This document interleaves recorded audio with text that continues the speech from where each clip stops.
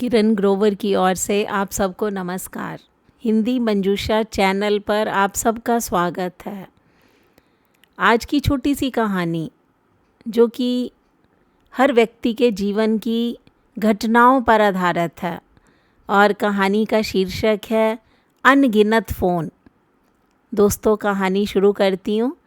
गर्मी की छुट्टियों में अशोक अपनी पत्नी नेहा और दोनों बच्चों को रेलवे स्टेशन पर छोड़ने गया और जाते हुए नेहा ने अपने पति अशोक को सख्त हिदायत दी कि माँ जी और बाबूजी का ठीक से ध्यान रखिएगा, समय समय पर उन्हें दवाई और खाना खाने को कहिएगा।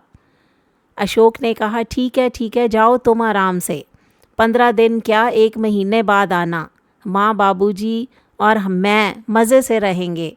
और रही उनके ख्याल की बात, मैं भी आखिर बेटा हूँ उनका, मैंने भी बड़ी अकड़ में कहा।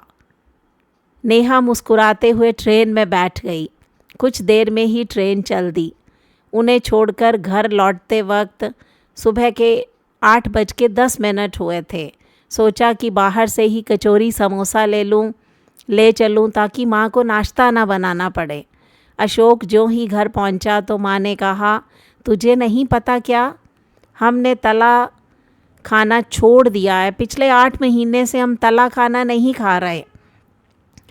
वैसे तुझे पता भी कैसे होगा, तू कौन सा घर में रहता है। आखिरकार दोनों ने फिर दूध ब्रेड का नाश्ता कर लिया।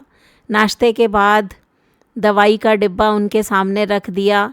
दवा लेने को अशोक उनको कहने लगा तो उस समय अशोक की माँ बोली, हमें क्या पता कौन सी दवाई लेनी है, रोज़ तो बहू निकाल कर देती है।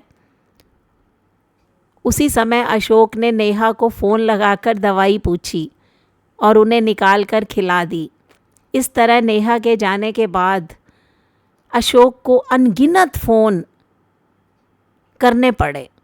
कौन सी चीज़ कहाँ रखी है, माँ बाबूजी को क्या पसंद है क्या नहीं, कब कौन सी दवाई देनी है। रोज़ माँ बाबूजी को बहू और बच्चों से दिन में 2 या 3 बार बात करवाना। गिन गिन कर दिन काट रहे थे दोनों।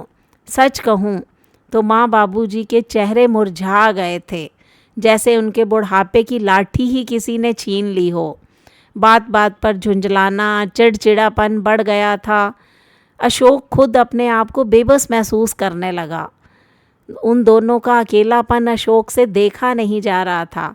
आखिरकार उसकी सारी अक्कड़ एक बेटा होने के अहम को ताक पर रखकर 1 सप्ताह के बाद ही वो नेहा को फ़ोन करके उसको वापस बुलाना पड़ा।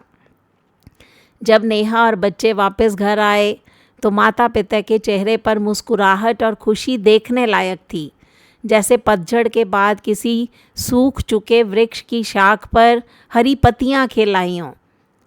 और ऐसा हो भी क्यों नहीं, आखिर उनके परिवार को अपने कर्मों से रोशन करने वाली नेहा जो मिल गई थी। अशोक भी इन दिनों में एक बात बखूबी समझ चुका था कि वृद्ध माता पिता के बुढ़ापे में असली सहारा बहू ही होती है, बेटा नहीं होता। तो ये थी दोस्तों एक आम परिवार में घटित होने वाली घटना। पति पत्नी के बीच किस प्रकार का व्यवहार चलता है उसको लेकर इस कहानी का ताना बाना बुना। आपको ये कहानी कैसी लगी, इस पर अपनी प्रतिक्रिया दीजिए, अपनी सोच में बदलाव कीजिए, अपने दृष्टिकोण को बदलिए। हिंदी मंजूषा चैनल को सब्सक्राइब कीजिए। मिलते हैं अगली वीडियो में, तब तक के लिए बाय बाय।